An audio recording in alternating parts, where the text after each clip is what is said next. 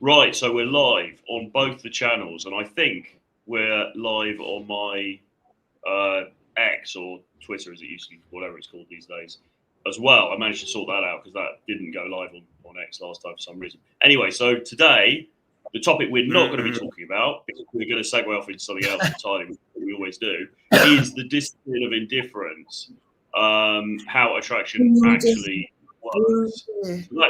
So that's the title. So now let's proceed to not talk about that. We're going to keep it relatively short today because we've got some stuff on. We can do about half an hour today. So, or we could talk about it. I mean, it's a topic I've actually been talking about quite a lot in videos I've been putting out recently. But I don't know. I mean, firstly, I guess, why is it attractive? And then secondly, is it something that you can learn, or is it something that you just have to acquire through years of being jaded and everything else, you know? Yes, and just before we get into these life-changing questions, which we're going to answer probably, a bit of admin. We have the House of Seduction, Cali, Colombia, Feria de Cali Immersion, which is the 27th of December to the 4th of January. Feria de Cali is a big salsa festival, and by salsa I don't mean the sauce. I mean the big dance festival where all of the hottest girls from around Colombia, from Medellin, Bogota, other places come into this place called Cali, and they party. And we take guys there every year. It's fucking phenomenal. We're running a House of Seduction event, which is 7 days in a luxury penthouse, living with the trainers, where you're living, breathing, day game, night game, and at the end of the day, texting all your leads and bring them around for a house party. We've run this in Bogota a couple of times. It's phenomenal. We're going to be getting two guys helping us out with it, David and Mickey, who are both gnarled veterans of the gnarly stalwarts of the dating game, onto the channel in the next couple of days to discuss it in detail. But it's phenomenal. It's going to be fucking phenomenal. We've got a couple of spaces left for that. It really is. I mean, it's just, you know, like we were saying this before, but I mean, just that sense of immersion, you know, actually living with the trainers for nearly a week. I mean, it's just, you don't get that love. Nobody else is doing anything like that. Do you know what I mean? So this isn't your normal regular boot camp. This is like, come actually live and breathe and eat and sleep this stuff, you know, 24/7 for a period of time. It's really going to help, you know, to just galvanize your game beyond probably anything else that, except for the other boot camps that we're doing, which are what else have we got coming up? Well, to be honest, I mean, there's Thailand as well. Mid-December, I'll be there. But you know, maybe focus on Feria de Cali and the guys that have just completed this program, the equivalent in Bogota a month or two ago, all got laid like 4 or 5 times each during the week, which is phenomenal. You know, considering a lot of clients that come living in the Anglosphere, they're not really pulling a muscle, if we're being honest. And you can come out to a place like Colombia, live, breathe, eat it, immersion. It's just Hormozy, who we're both a big fan of, right, business-wise, talks about this, but input equals output. If you approach 200-300 women in a week and invite all of them around for a house party, obviously shit happens, right? And if you don't do that, obviously nothing happens. So it's great. And it's such a simple, like such a basic, simple concept, but it's just everybody forgets it all the time. I mean, I've told the story before, but I read an article once about a guy who would just approach like, I think 500 women a year on the subway in New York, and he wasn't like a day game guy or anything like that. He probably never heard of it. He just did it. He just like went to them and said, hey, and whatever, you know, some pretty basic thing. Probably not any massively amazing verbal game or anything like that. He just went and said, hello, you look nice, or whatever. And, you know, from that, he ended up getting a load of phone numbers, and he had a very prolific dating life, you know? So if everybody just switched off now, I'm not saying please don't, because obviously we're trying to keep the lights on here, but at the same time, if you chose to just say, right, I'm not going to watch any of this nonsense anymore, and I'm actually just going to go out and talk to women, you would be ahead of 99.9% of other people, really. I mean, it's as simple as that, you know? And most people just don't do it, or there are a few people obviously who do it regularly, and they make a sort of lifestyle or habit out of it. But a lot of people just don't do it for various reasons, partly laziness, partly lack of drive. I don't know. It's a combination of things, isn't it? But it really is. I mean, I've long said it, which if I had my time again in the trenches, I would have not done any of the theory. And I just had a guy literally force me out on the pretense of, you know, the proverbial gun to my head. Maybe I've got to hand over $1,000 each time I don't do it, but just hitting 50 approaches a week with women I didn't know, because you're going to learn. Your nervous system learns to desensitize, to actually relax. And I just feel that the theory often, unless guys are doing the numbers part of this, there's no point worrying about the skill stuff because you've just got a cold approach. There's a lot of no's, there's a lot of rejection, right? It is what it is. So if I have my time again, I'd love just to be forced out of the house and told I've got to go and speak to women until I'm getting laid. And I think guys just overcomplicate it with theory and just they use that as a reason not to take action, you know? Yeah, exactly.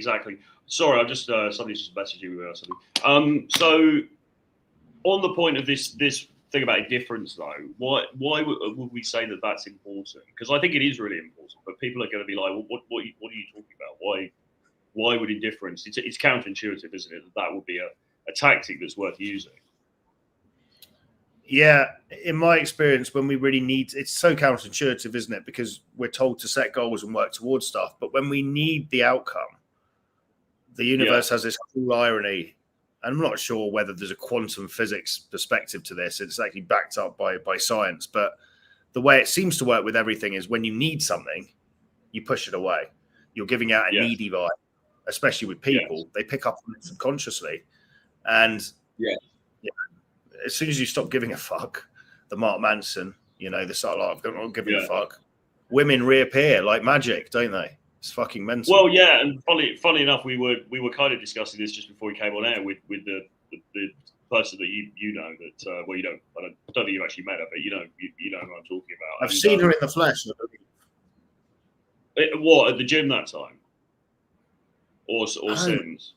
I don't know. I feel like I just walked. Maybe like she was showing up and we'd had dinner and I'd fucked off and she rolled in or something. Yeah. Maybe I've seen. I've seen photos of her, 100%. Unless it's spotted magnet. I mean, a classic, a text. Unless it's spotted magnet. Classic, yeah. Slim brunette, long hair. Daddy issues. Some missing dark tried traits, but personality defects, various kinds. All the usual stuff. It's basically you. It's basically male form. You're basically essentially dating a female version of yourself. It kind of is actually, and I actually talked to the boss. I mean, embarrassingly, talked to ChatGPT about this. I was sort of partly joking, but I was feeding in, you know, people who are my type, and this is another example. And the boss came back and he said, you're basically said what you said. He said, you're meeting basically different versions of the same person again and again. And it's because they reflect back something about you, you know? I mean, I guess it's pretty obvious psychology, right? But it was quite interesting. But the reason, anyway, I just mentioned her briefly was because, as we were saying before the stream, she was somebody that, you know, I've had this long, ongoing on-off type situation with her, and I pulled back from it for quite a long time, partly because I was in a relationship, but I pulled back from it. And then all of a sudden, I started getting messages, and after she pulled back, because I'd done some stupid stuff in the past, and then all of a sudden, I start getting these messages, and she's warming up again, and blah, blah, blah. And that's a sort of unintentional example of how indifference actually drew somebody back into my orbit who looked like they kind of gone for good at one point. So, you know, it's a small example, but it's that kind of thing. Like you say, it's almost like, I mean, she obviously, I suppose I was like not messaging her or messaging her less, so there's that. But aside from that, it's almost like people have got this sixth sense for it, haven't they? Particularly women, I think. Yeah. Where do you think guys fuck up? I mean, how prevalent is just being needy in terms of guys' behavior? How often, because guys live in scarcity, do they then drive a girl away because they just act way too needy in the early stage of dating when you've got to play the game a bit? I think that happens a lot, yeah. But I think guys are just, certainly a lot of the guys who come to us because they've got problems in this area, a big problem they've got is that they are too needy. And so we've seen this time and time again with clients where the first girl who kind of likes him or will basically touch his wiener, you know, they basically end up becoming obsessed with them or moving in with them immediately or getting married to them or whatever, right? You know, and it's sort of, in my opinion, you know, for a start, it takes quite a long time to really get to know somebody. So you want to hold back a little bit anyway. But secondly, that's a classic example of this lack of indifference. It's the opposite of indifferent. It's like it's over investment too quickly, and 9 times out of 10, that's going to push her away, unless there's a lot of red flags there. Actually, if she's an extremely damaged individual and you shower her with attention, she might quite like it. But that in itself is actually a red flag, because most pretty regular women will, in the West at least, will be a bit like, oh, this guy's a bit keen, and they'll probably block you or sort of ghost you or whatever. So, yeah. How do you account for this idea of going very deep, though, and you're paying a lot of attention, you almost fall in lust with each other, which I have had with certain women where we bond very, very effectively. And in that case, it's not needy because they're reciprocating that level of investment very fast. But so maybe it's a case of playing it in girl. I'd still say that there might be a slightly red flaggy element about that, because what one thing I've observed in my own life is whenever there's some girl and that she's sort of like catnip for me, and it's almost like this heroin type effect. I mean, heroin as in the drug, as opposed to the heroin. I suppose you could take it in both ways, but most of those women, in hindsight, there was something very dodgy about the dynamic, or they had issues as well as whatever issues I've got. So I still think it's maybe slightly a red flag, but the main point is it's reciprocal. So yeah, for sure, if you meet somebody and you guys, and this has happened to me as well, in a fairly positive way. You meet somebody and you both bang, you hit it off immediately. There's this strong chemistry of whatever, sexual, kind of emotional, whatever. And yes, you are then, messaging each other all the time. You'll see each other quite frequently and stuff. That can work. I think what we're talking about more here is probably where the majority of these things fall, which is somewhere in the middle, where she kind of quite likes you. Maybe you met her on a dating app, or you met her on an approach, and she's showing some signs of interest, but she's not exactly blowing up your inbox, and then you start blowing up her inbox or DMs or whatever, and that puts her off. So if it's reciprocal, sure, that could be okay. But I think a lot of guys, that's not necessarily going to be the norm, I don't think. No, I mean, I fall in lust very well. Yeah, I fall in lust very quickly. One of the original ways I used to fuck shit up was I'd fall in lust very quickly with a girl I'd met through day game, have a date, maybe sleep with her, maybe not. But then because I started burning leads, because I was just too needy, right? And it wasn't because I didn't have other women, but I just liked the feeling of being very close to someone quite quickly. And I had to implement this rule with myself, which is, right, after the first date, I'm not messaging her for 48 hours, regardless of what she does, because I need to stave off me being over investing. So that's a way of doing that. And also it's useful because you see as a litmus test, how fucking quickly does she message you, right? Because if she's messaging you already on the way home, that's a great side. And maybe then now I'm my case, I'll reply, but I still have that rule in place where I will not message them for 48 hours because I don't want to be needy. And it's a fine balance. It's a good strategy. It's a good strategy, but I mean, I would say more recently, Miss V, who will remain nameless apart from that, but the one about. It doesn't sound for Viagra, by the way. Yeah. Well, that may or may not be involved, but I can't confirm or deny. But I mean, as it happens with her, because I remember I was leaving you voice notes after we first met. We met for a couple of drinks, like very, very short, brief first meeting, but there was this kind of electrical chemistry in the air, and I was like messaging you like, "Oh my god, I can't believe it! Like I still got it, but not just I still got it. It's still possible for me to feel immediately very drawn to somebody in a way that I hadn't for quite a long time.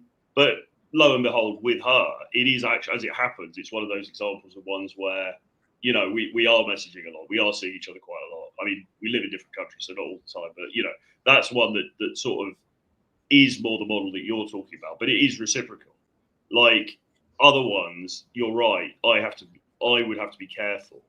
But it's interesting that you say even after all this time, you still do that 48-hour rule, because like I'm not saying this to try and sound cool or anything, but I think I have reached a point where I'm not. It just depends who they are and what the vibe is like and stuff like that. But I think by and large, I could meet a woman and she's attractive and she's my type. She's a classic Magda or whatever. But I'm not necessarily falling that deep that quickly, but maybe that's just because I'm so jaded now that I'm just like, well, whatever, It's interesting. I mean, look, I wouldn't. If she messaged me very quickly and I feel there's a mutual vibe there. I'm not going to wait 48 hours. But as a matter of course, I very rarely initiate texts with women after seeing them. In fact, virtually never, because I'm always looking to put them into the chase frame, and I'm always thinking, right, the next girl, that Heartise article of the next girl, right? So that creates some sort of indifference, because in my heart of hearts, my original default programming was to be needy and fall in lust, and I need to still implement behaviors to not fall back into those ways. Yeah. Well, one thing I would say is that I am always a bit careful, though, at the beginning. So even like someone like Miss V, who my sense of the meeting was it was really good. It was on both sides. There was great chemistry. But I could be wrong. I mean, usually I've got enough experience that usually I'm kind of right about those things. But you never know 100%. So I certainly wouldn't be I certainly wasn't blowing up her phone after day one, or like that night or whatever, because you've got to be a little bit careful, because even if you think it went really well, you don't know how she perceives it. And you can also sort of blow yourself out of the water in the early stages by seeming too needy anyway. Now, as it was with that one, I was right, and it has turned into this something that's a bit bigger than the sum of its parts. But that was that's not always the case for me, though. Some of them are more slow burn. Well, I think you raise a few key points, which is, first of all, I think a lot of guys, the problem they have is they just don't filter through enough women, play the numbers game to actually find girls they genuinely vibe with, right? You've got to be playing, you've got to filter through those women, and you will have natural chemistry with just some girls you'll just be catnip for, and vice versa. And it's sometimes girls that you find very attractive looks-wise, but then they also got this personality, right, where you just vibe. Your jokes just land with her. Your energy she just likes, and you're her type, right? And vice versa. But I think the cardinal sin most guys make is they just simply don't play enough numbers to find these women, and then they wonder why the kind of natural chemistry. It's rare. I remember like tracking this for a while over like a 6 to 9 month period. It was something like 1 in 20 girls you actually get into a bit of a conversation with and might date, you actually really vibe with, right? And if you think about that, most guys don't approach 20 women in their entire life. It's like, how the fuck are you going to find that? All right, so you need to filter through more women to find the ones you genuinely have that natural spark with. That's the first thing. Second thing is going back to your chemical assistance point. I'm a Cialis man all day long. I know you're on Team Viagra, but I will take Cialis all day long, and I will take it. I used to do 5 milligrams a day just to keep some lead in the pencil, but now I will just do 10 milligrams on the day of launch off, and that will keep you good for 36 hours. Yeah, well, I mean, I probably need to try it again. It's just that I never had particularly good experiences when I used it, but maybe the dose wasn't right, or maybe I don't know. I mean, maybe I should give it another go. But yeah, it certainly it makes more sense in a way than Viagra, which is you've got to kind of time it right, and it's a little bit. Yeah, because it just keeps you good for 36 hours, and then it's not like you've got permanent hard on. It's just whenever you're in an opportunity, right, you could get immediately aroused and you're rock solid. So it's just quite a good tool, I find. Yes. Although that's possibly going to create the opposite. That's possibly going to create the opposite of indifference in people, because people are going to be like, I'm up for it now. So they're not going to be less indifferent. But maybe it's a little bit of a segue, like we normally do. But yeah, no, I should probably give it another go. There's this gentleman here. I think he comments quite a lot. He says, "I'm about to be a 41-year-old virgin in April. Congratulations." Well, certainly for being 41. I mean, maybe not for being a virgin. I'm active in a lot of cool hobbies, though, and fit. I hope next year will be my year. I would prefer a woman from my own cultural sphere. Well, okay. I mean, it sounds like. I mean, I think you've been commenting. He sounds Finnish. He sounds like he's from Finland, and we do come to Helsinki each year. So if that's the case, get in touch with us, and when we come back this year for Flow Festival, 2026, we can have a chat about getting you started with some approaching. And you look, especially in somewhere like Finland, I'm surprised you're a virgin today, but you've got to take control, right? Yeah. I mean, no shame to anybody if you're in that position. I mean, people have different life events, whatever. But you really want to be. You presume, obviously, you want to be having sex. You want to be meeting women. Maybe you want to get married one day. Maybe you're talking about a partner, right? So you've got to do something, because obviously whatever you've done for the last 41 years has yielded zero results. So there's clearly something wrong somewhere down the line. And, the best way to find out what that is ultimately to get some kind of coaching, whether that's, just drop us an email, try@realtryfrost.com, info@jameshuss.com. And we can have a chat about if what. If you're serious about addressing this, send us an email, right? Because you need to do something. You're 41, right? You've got to take control. You've got to take some responsibility, right? The third point I was going to make is, which kind of plays into actually what we're talking about here. Chateau Hartis, who we're both a big fan of, came up. He often mentions it, but it was the ultimate kind of alpha catnip attitude for women, and he talks about the aloof, indifferent man, which basically means you can, whether she comes or goes, you're okay. She comes in, you're happy to, but she leaves, she fucks off with someone else. You're like, meh, shrug your shoulders. The attitude, if you want to picture this, is someone like, probably, we always talk about it, but Daniel Craig's James Bond. If he's in character, you can imagine him coming in. He has a great time with the girl. He's fully attentive to her, seducing her. But if he walks in one day and she's fucking, with someone else on the couch, right, and he catches the mid-coitus, he's probably going to say something like, mate, God, thank God you've taken her off my hands, and just walk out. Well, even if inside he's doing somersaults of fucking hell, this bitch, right? He's not going to show it outwardly. He's indifferent, right? He knows he can keep going. He knows he's the main character in his own journey. People will come and people will go, but he's the mainstay. He's the mental point of origin, as you talk about. Well, that's okay, right? Life gets in the way and you can go. You've just got to try and be cool, whatever the circumstances. There's actually quite a good little scene in Ocean's 11, actually, of all movies, where I haven't seen all of them. I watched number one again recently, and basically George Clooney. Is that good? Has it aged well? So I remember watching it at the time, being like, "Oh, it's quite cool," but has that aged well, or did you watch it being like, "It's not that good"? It's quite good. I mean, it's quite entertaining. It looks a little bit dated now in some ways, but it's quite good. But the point is that George Clooney, Gloontang, didn't it, sharing a screen with Brad Pittler? Sorry, George Clooney, Gloontang, and Brad Pittler, were they both in that together? Yes, Brad Pitt. Yes, that's right. And George Clooney is basically he's been to jail for some whatever, like robbing another casino or something, and he gets out. And his wife has moved on, and she's with some other dude, right?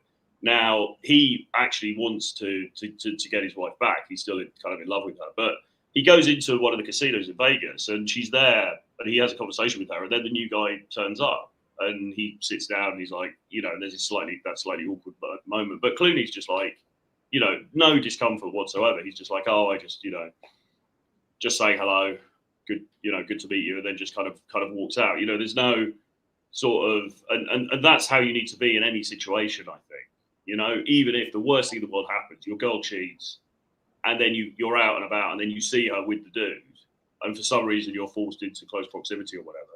You've just got to play it off like it's nothing, right? This is how we have to behave, right? And this, again, I suppose this does actually tie back to indifference, really. It's indifference not just about dating and the outcomes with individual women, but also about a lot of life itself, really, I agree. And when Hormozy had a good thing about this. He was on Modern Wisdom, and he was talking about Williamson was like, yeah, but what happens if it's like you've been put in a bad situation because you're a victim? Like, imagine you've been born with like one leg and one arm. And Hormozy's response to it, which is a great thing you can use for any situation, is right? You just say and. Yeah. Okay, shit. Yeah. So, you just got fired from your job, right? And your wife left you. And has someone been in a worse position before and made it happen? Yes, of course they have. Well, and so it's a great thing to put on anything, right? And if you can train that alongside this idea we always talk about momentum mori, we're going to stuff it soon. That's the ultimate, right? The game ends. Let's be honest, before then, anything else, not that big a deal, right? So I think it's the mind, isn't it? The mind. There is no, was it Nietzsche that said it? There's no, or Shakespeare. There's nothing good or bad. It's just the mind that makes it so, right? It's our interpretation of reality. I think it's a Shakespeare thing, but yeah, I mean, exactly, you know, and this is the kind of mindset that we're trying to push. There's a lot in what we've said. By the way, sorry, I hate to cut this short, but I think I'm going to have to cut this short because I've got to actually just go and do something now. Unfortunately, no worries, man. We said it would be a short one. We'll cut it short. But, if you guys are interested in Cali, ferry to Cali New Year's Eve, send us an email, info@jamestuss.com or troy@troyfinance.com. Or we've got a approach accelerator program from 0 approaches to doing 30-week, going on 2-3 dates, starting very soon. Send us an email, info@jamestuss.com, troy@troyfinance.com with the title Approach Accelerator Program or Cali. Yeah. So join us at one of those, or at least, you know, reach out, drop us an email. We can discuss it. We can talk you through the logistics of it, right? We can definitely work with you because we want to try and help as many guys as possible. That's what we're trying to do here. With that being said, short and sweet today. But if you've got any topics that you would like us to discuss in upcoming streams, put them in the comments below, okay? And then we can consider talking about something, because obviously we want to try and make these helpful as well. So thanks very much for tuning in, everybody, and we will see you again very soon. Bye-bye. Awesome.